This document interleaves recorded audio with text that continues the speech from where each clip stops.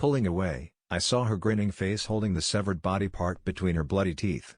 She spit it on the floor, a cloud of flies rising from her rotting flesh with her sudden movements. "Peace. Bye. Peace," she hissed in a choked voice as I sank to the floor, my hands clasped over my spurting ear, my vision growing dark. I woke up alone, feeling drugged and weak. The injection the RN had given me apparently hadn't left my system as much as I thought. Dragging myself up with the help of a desk corner, I looked out, scanning the hallway for movement. As I pulled the paper I had taken from the file out of my pocket, I ran my hand over my mutilated left ear. I felt small pieces of cartilage still sticking out towards the bottom. Near the top, I felt only smooth bone and slick blood. I unfolded the paper from the Dr. Watt's desk, reading his notes on my file. They were sparse and to the point.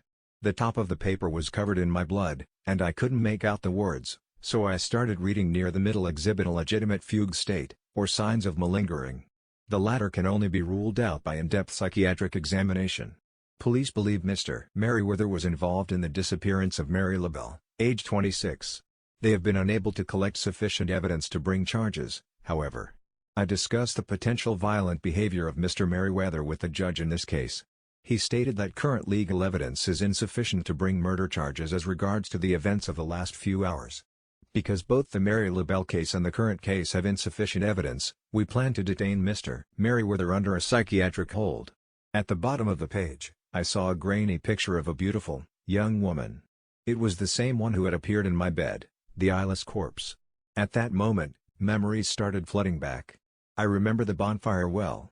My friend, Luke, had invited me. I brought a couple cases of beer. By midnight, I had polished off an entire case by myself. Meri had been in the corner, hanging out with a couple of her friends and drinking. Then someone had pulled out some coke and began cutting up lines with a razor blade. They passed it around, and I sniffed a couple. After that, I felt wide awake and totally sober. I cracked open another beer, and then my memory gets foggy.